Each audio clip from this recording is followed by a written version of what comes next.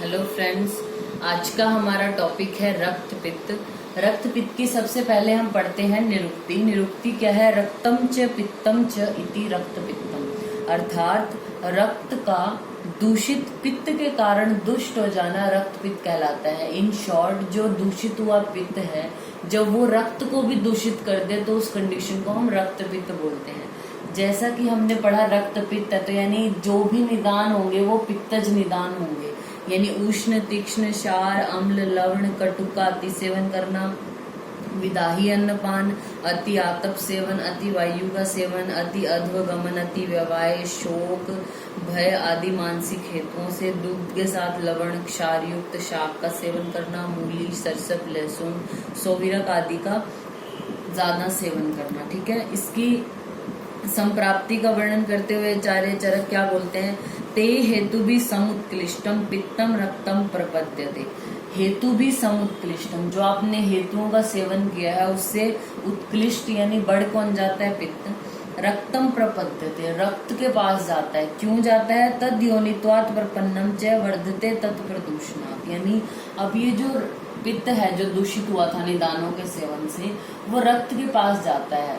रक्त के पास क्यों जा रहा है? क्योंकि तुल्य योनित्वात्, यानी दोनों की योनि तुल्य है, यानी पित्त और रक्त सेम ही योनि वाले होते हैं, तो ये रक्त के पास जाता है और उसको दूषित कर देता है और मात्रा में बढ़ जाता है। तस्य ऊष्मणा द्रवो धातु धातु धातु प्रसिद्धते। अब ये जो पित्त बढ़ रहा है, इसने रक्त को भी दूषित कर दिया और उसको भी बढ़ा दिया। इसकी ऊष्मा से क्या होगा? धातु धातु प्रसिद्धते, यानी जो धातुएं हैं उनमें से भी सिंचन, श्राव होना शुरू हो जाता है। स्विद्दस्तेन सुवृद्धिम भूयस तदधि गच्छति।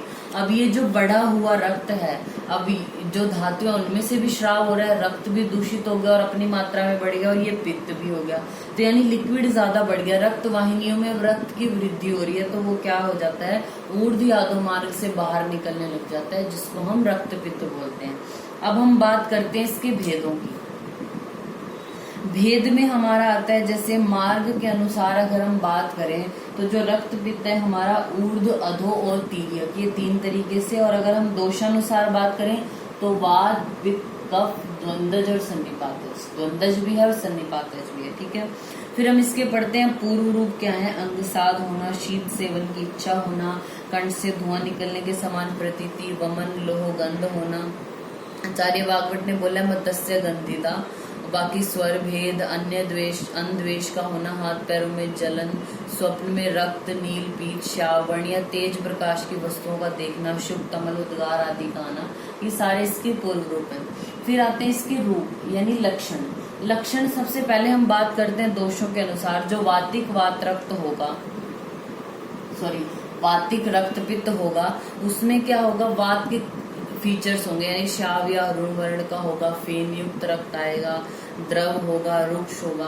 पित्त की अगर हम बात करें तो उसमें क्या होगा? गौमूत्र सन्निभ होगा, अरुणाभ होगा, कृष्ण वर्ण का, अंजनवत, ग्रह धूमवत होगा। कफज की बात करें तो कफ युक्त होगा। ठीक है, सांद्र होगा, पांडु वर्ण का, स्निग्ध और पिच्छिल। जो द्वंद्वज है उनमें दोनों दोषों के लक्षण, जो सन्निपातज है उनमें तीनों दोषों के लक्षण। फिर हम बात करते हैं जो हमारा ऊर्ध्व रक्त पित्त है वो क्यों हो रहा है? रक्त पित्त में पित्त और रक्त तो दूषित हो रही हैं, लेकिन ऊर्ध्व रक्त पित्त में क्या होता है? कफ का संश्लिष्ट हो जाता है, यानी कफ भी रक्त और पित्त के साथ मिल जाता है, तो ऊर्ध्व मार्ग से प्रवृत्त होगा। तो इसमें मुख, नासिका, नेत्र, कर्ण आदि से रक्त की प्रवृत्ति होती है। वो जो रक्त होगा कफ वाले लक्षण होंगे, तो स्निग्ध, पिच्छिल, सांद्र, पांडु वर्ण का होगा। अब बात करते हैं जो अधो रक्त पित्त है हमारा, वो क्यों होगा? वात की वजह से होगा, यानी उसमें रक्त और पित्त तो दूषित है ही है, लेकिन उसमें वात का भी संश्लिष्ट है। तो जो रक्त की प्रवृत्ति है वो गुदा से, मेढ्र से, योनि से होगी। श्याव, अरुण, रुक्ष, तनु, फेनिल जो होगा वो रक्त होगा हमारा। जो उभय मार्गी होगा, यानी दोनों मार्गों से आ रहा है, उसमें वात और कफ दोनों का अनुबंध है। ऊर्ध्व और अधो दोनों मार्ग से आएगा। रोम, कूपों से भी रक्त की प्रवृत्ति हो जाती है। ठीक है, फिर आती है इसकी साध्यता, असाध्यता। पहले हम बात करते हैं साध्य जो हमारा रक्तपित्त है वो कौन सा है। साध्य रक्तपित्त क्या होगा? जो एक दोष की वजह से हो रहा है, और इनमें भी जो ऊर्ध्व होता है वो हमारा होता है साध्य। ठीक है, क्यों होता है? क्योंकि ऊर्ध्व जो हमारा रक्तपित्त है उसकी चिकित्सा होती है विरेचन। विरेचन क्या करेगा? पित्त का शमन कर देगा। पित्त का अगर आप शमन कर दोगे तो रक्त पित्त अपने आप हो जाएगा, यानी रक्त पित्त अपने आप ठीक हो जाएगा, यानी ये साध्य है उर्दू वाला। और रोगी अगर बलवान है, नवीन रोग है, उपद्रव रहित है, तो ये हमारा साध्य होगा। अब हम बात करते हैं याप्य की। याप्य में अगर द्विदोषज है, दो दोषों की वजह से हो रहा है तो याप्य है। और हम बात करें जो अधो है वो हमारा याप्य होता है। याप्य क्यों होता है? क्योंकि इसमें स्वाद का अनुबंध है। और जो अधो रक्तपित्त होता है उसका ट्रीटमेंट होता है वमन। अब ये जो वमन है ना तो ये वात को शांत कर पाता है, ना ये पित्त को शांत कर पाता है ढंग से, ठीक है। और जो औषधियां इसमें यूज करते हैं वो भी कम होती हैं, तो ये हमारा याप्य हो गया। अब हम बात करते हैं असाध्य रक्तपित्त। असाध्य क्या होगा? जब उभय मार्गीय, दोनों मार्गों से आ रहा है, त्रिदोष युक्त है, उपद्रव युक्त है, अरिष्ट लक्षण आ रहे हैं, क्षीण व्यक्ति में हो गया है, अति वेग से रक्त प्रवृत्त हो रहा है, तो वो असाध्य है। उपद्रव क्या हो सकते हैं इसके? अतिसार, ज्वर, श्वास, कास, पांडु, मूर्छा, शिरो अभिताप आदि। अब हम बात करते हैं इसके चिकित्सा सिद्धांत की। चिकित्सा सिद्धांत में सबसे पहला है निदान परिवर्जन, यानी संक्षेप्ते क्रिया योगो निदान परिवर्जन। जो इसके कारण है होने, यानी जो पित्तवर्धक चीजें हैं वो हमें आहार विहार को नहीं सेवन करना, ठीक है। पहला तो ये है। दूसरा, प्रति मार्गम च हरणम रक्त पित्तम विधीयते, यह आचार्य चरक ने निदान स्थान 2 में बताया है। प्रति मार्गम च हरणम रक्त पित्तम विधीयते, इसका अर्थ क्या है?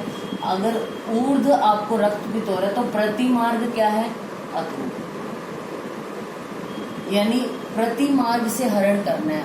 ऊर्ध्व रक्तपित्त अगर किसी को हो रहा है तो उसका ट्रीटमेंट आपने पेशेंट को क्या देना है? विरेचन देना है।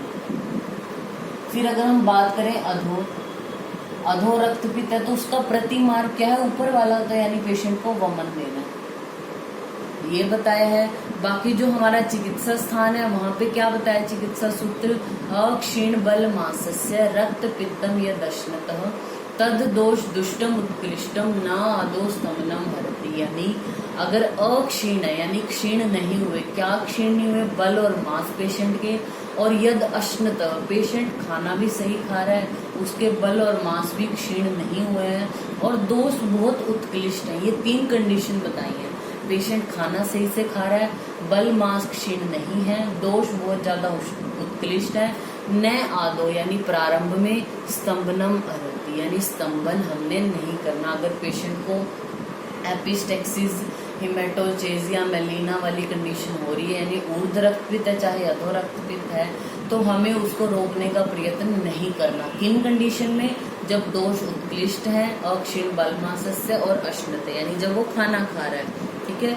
फिर उसके बाद है जो ऊर्ध्व रक्तपित्त है, उसमें हम पेशेंट को लंघन, अधो में तर्पण करा रहे हैं। अगर आम दोष से उत्पन्न है हमारा रक्तपित्त तो हम लंघन कराते हैं।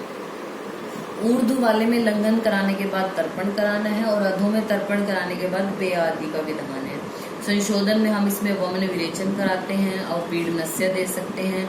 ग्रथित अगर रक्तपित्त है, ये बहुत इंपॉर्टेंट है इसमें, रक्तपित्त में ग्रथित अगर रक्तपित्त है तो उसमें पारावत चक्रित है जो, उसको हम शहद में मिलाकर पेशेंट को देते हैं।